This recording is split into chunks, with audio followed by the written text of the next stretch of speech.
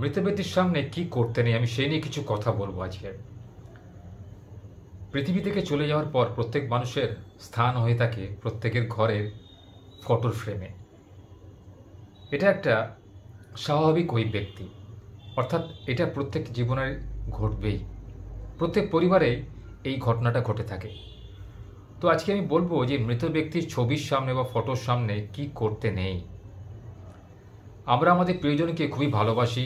প্রিয়জনের চলে যাওয়া, প্রিয়জনের পৃথিবী থেকে চলে যাওয়া বা স্বর্গত হওয়ার ফলে আমাদের অনেকেই খুব মনে দুঃখ পাই, কষ্ট পাই, কারণ আমাদের আপনজন পৃথিবী ছেড়ে চলে যাচ্ছে, আর সে পৃথিবীতে কোনোদিন ফিরে আসবে না। ইহজগতের মায়া ত্যাগ করে তাকে চলে যেতে হয় বিধাতার নিয়মে একদিন। তো আমরা যারা বেঁচে থাকি তারা অনেক সময় এসে তার স্মৃতি আঁকড়ে ধরে বা বাঁচতে চায়। তাই রোজ তার ফটোর সামনে ধূপ দেওয়ার সময় আমরা যখন যা কিছু ভালো জিনিস খাই বা তিনি যেটা খেতে ভালোবাসছেন সেটাকে তার সামনে রেখে থাকি, যে আমরা খাচ্ছি, তিনি যেন আমাদের মধ্যে জীবিত রয়েছেন, আমাদের সঙ্গে তিনি খাচ্ছেন। এই বলে তার ফটোর সামনে আমরা মাছ মাংস যা তিনি ভালোবাসেন সেটাকে করে তার সামনে রেখে দিই। এটা করলে কিন্তু তিনি তো অসন্তুষ্ট হবেনই, উপরন্তু ওপরলাও কিন্তু অসন্তুষ্ট হবেন। দেখুন, যিনি চলে যান তিনি কিন্তু বিধাতার নিয়মে প্রেতাত্মা, তিনি কিন্তু পৃথিবীতে আর ফেরত আসেন না। তার কাজকর্মের মধ্যে কিন্তু আমরা কখনোই টের পাই না তিনি পৃথিবীতে আর ফেরত আসবেন বা জীবিত আছেন। যতদিন না তার শ্রাদ্ধ শান্তি হচ্ছে শুধু সেইটুকু সময়ের জন্য তিনি বাড়ির চারপাশে ঘুরতে থাকেন। শ্রাদ্ধ শান্তি মিটে যাওয়ার পরে যখন তিনি জল পান, তারপরে কিন্তু তার পুনর্জন্ম হয়ে যায়। তো আমরা যারা বেঁচে থাকি তারা তার স্মৃতিটাকে আঁকড়ে ধরে বাঁচতে চাই বলে আমাদের প্রিয় খাবার বা তার প্রিয় খাবারগুলোকে আমরা রান্না করে তার সামনে নৈবেদ্য সাজিয়ে দিই খাওয়ার জন্যে। বরঞ্চ আপনারা এটা করতে পারেন, আপনার তার প্রিয় খাবারটাকে কোনো কাকপক্ষী বা জীবজন্তু জানোয়ারদের খেতে দিন। তারা যতটা তৃপ্তি করে খাবে, দেখবেন ওপরওয়ালা বা আপনার এই পূর্বপুরুষ ওপর থেকে দেখবে যে তাকে খাবার দিয়েছেন, মানে তার মানে পরিবর্তে সেই জীবজন্তুরা খেয়ে তৃপ্তি করে তাদের তৃষ্ণা বা তাদের ক্ষুধা নিবারণ করছে। এটা দেখলে কিন্তু তারা খুবই সন্তুষ্ট হবেন এবং আপনাকে আশীর্বাদ করবেন। তাই কখনও মৃত ব্যক্তির ফটোর সামনে কখনোই কোনো খাবার দেবেন না। দিলে বাড়ির ছাদে বা বাড়ির উঠোনে যেখানে পশু পাখি আসে খেতে, তাদের ক্ষুধা নিবারণ করার চেষ্টা করুন, দেখবেন ওপরওয়ালা আপনার প্রতি সদয় হবে। মৃত ব্যক্তির সামনে কি করতে নেই আমি সেই নিয়ে কিছু কথা বলবো আজকে। পৃথিবী থেকে চলে যাওয়ার পর প্রত্যেক মানুষের স্থান হয়ে থাকে প্রত্যেকের ঘরের ফটোর ফ্রেমে। এটা একটা স্বাভাবিক ওই ব্যক্তি, অর্থাৎ এটা প্রত্যেক জীবনের ঘটবেই, প্রত্যেক পরিবারেই এই ঘটনাটা ঘটে থাকে। তো আজকে আমি বলবো যে মৃত ব্যক্তির ছবির সামনে বা ফটোর সামনে কি করতে নেই।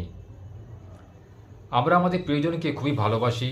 প্রিয়জনের চলে যাওয়া, প্রিয়জনের পৃথিবী থেকে চলে যাওয়া বা স্বর্গত হওয়ার ফলে আমাদের অনেকেই খুব মনে দুঃখ পাই, কষ্ট পাই, কারণ আমাদের আপনজন পৃথিবী ছেড়ে চলে যাচ্ছে, আর সে পৃথিবীতে কোনোদিন ফিরে আসবে না।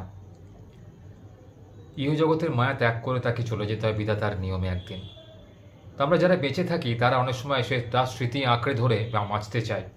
তাই রোজ তার ফটোর সামনে ধূপ দেওয়ার সময় আমরা যখন যা কিছু ভালো জিনিস খাই বা তিনি যেটা খেতে ভালোবাসছেন সেটাকে তার সামনে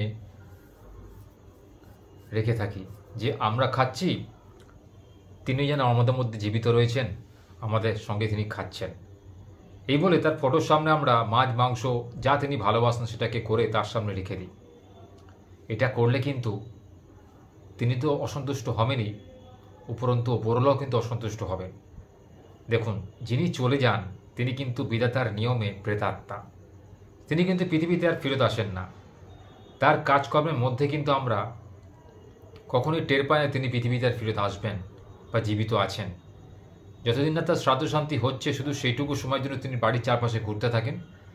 শ্রাদ্ধ শান্তি মিটে যাওয়ার পরে যখন তিনি জল পান, তারপরে কিন্তু তার পুনর্জন্ম হয়ে যায়। তো আমরা যারা বেঁচে থাকি তারা তার স্মৃতিটাকে আঁকড়ে ধরে বাঁচতে চাই বলে আমাদের প্রিয় খাবার বা তার প্রিয় খাবারগুলোকে আমরা রান্না করে তার সামনে নৈবেদ্য সাজিয়ে দিই খাওয়ার জন্যে। বরঞ্চ আপনারা এটা করতে পারেন, আপনার তার প্রিয় খাবারটাকে কোনো কাকপক্ষী বা জীবজন্তু জানোয়ারদের খেতে দিন। তারা যতটা তৃপ্তি করে খাবে, দেখবেন ওপরওয়ালা বা আপনার এই পূর্বপুরুষ ওপর থেকে দেখবে যে তাকে খাবার দিয়েছেন, মানে তার মানে পরিবর্তে সেই জীবজন্তুরা খেয়ে তৃপ্তি করে তাদের তৃষ্ণা বা তাদের ক্ষুধা নিবারণ করছে। এটা দেখলে কিন্তু তারা খুবই সন্তুষ্ট হবেন এবং আপনাকে আশীর্বাদ করবেন। তাই কখনও মৃত ব্যক্তির ফটোর সামনে কখনোই কোনো খাবার দেবেন না। দিলে বাড়ির ছাদে বা বাড়ির উঠোনে যেখানে পশু পাখি আসে খেতে, তাদের ক্ষুধা নিবারণ করার চেষ্টা করুন। দেখবেন ওপরওয়ালা আপনার প্রতি সদয় হবে। আরও একটা জিনিস কিন্তু করতে নেই, সেটা হলো মৃত ব্যক্তির ফটোর সামনে, তার সামনে যে মালাটা রেখেছেন, অনেকে দেখি এখন বাড়িতে প্লাস্টিকের মালা রাখেন আসল মালা ছেড়ে দিয়ে। সেই মালাটা কিন্তু যাতে পুরাতন না হয়ে যায় বা নষ্ট হয়ে না যায় সেদিকে একটু খেয়াল রাখবেন। কারণ যাকে আপনি শ্রদ্ধা ভক্তি করে সেই মালাটা দিয়েছেন, তিনি কিন্তু ওপর থেকে লক্ষ্য করছেন যে আপনি তার প্রতি কতটা স্নেহ পরায়ণ, তাকে কতটা শ্রদ্ধা ভক্তি করেন। তাই সময় সময় সেই মালাটাকে পরিবর্তন করুন, এবং বা প্লাস্টিকের মালা যদি দিয়েও থাকেন, সেটাকে কাইন্ডলি সপ্তাহে একদিন বা মাসে একদিনও হলেও পরিষ্কার জলে ধুয়ে পরিষ্কার করে তবে তার গলায় পরান। দেখবেন এতে কিন্তু আদতে তিনি আপনাকে আশীর্বাদ করবেন। আশা করব এই মৃত ব্যক্তির সামনে আপনি এই কাজগুলো না করলে আপনার আশীর্বাদ তার তরফ থেকে বাড়বে। আপনাকে তিনি মন ভরে আশীর্বাদ করবেন যে আপনি তার যোগ্য উত্তরসূরি হয়ে জন্ম নিয়েছেন। যে পৃথিবীতে থাকা তো দূর, পৃথিবী থেকে চলে যাওয়ার পরেও তাকে মনে রেখেছে, তার স্মৃতি জড়িয়ে বেঁচে থাকতে চাইছে, তার চাওয়া পাওয়া, তার ভালো লাগা, তার ভালো না লাগা বিষয়গুলো সে গুরুত্ব দেয়।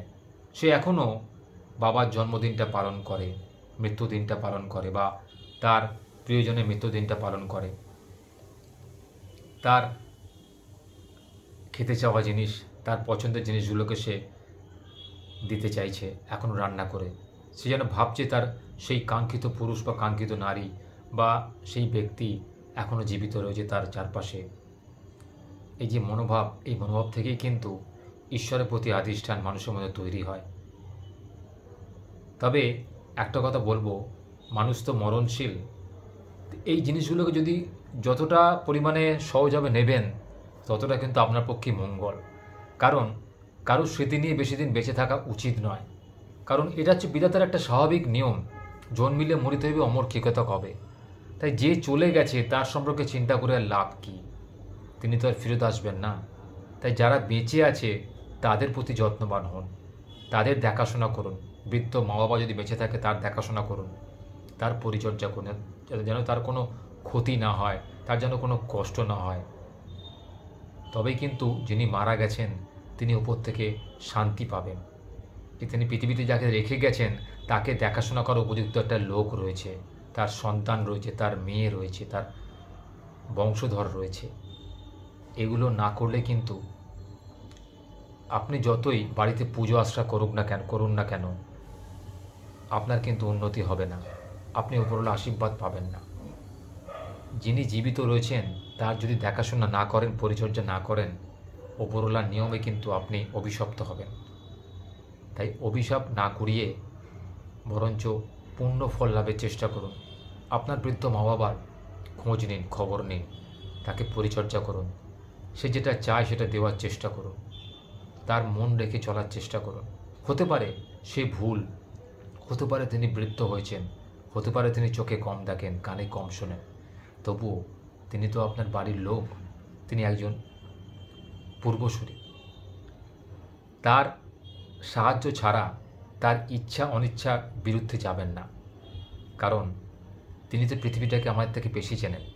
তাই যতদিন বেঁচে থাকবেন তারা যেন আপনাকে জড়িয়ে বেঁচে থাকতে পারে, আপনাকে অবলম্বন করে বেঁচে থাকতে পারে। ঠিক যেমন বৃদ্ধ বয়সের খুঁটি হলো তার লাঠি, আপনাকে সেই লাঠির মতো হতে হবে, যাতে আপনার ওপর ভর করে সে বাকি জীবনটা সহজভাবে কাটাতে পারে, চলতে পারে, হাসি মুখে পৃথিবী থেকে বিদায় নিতে পারে।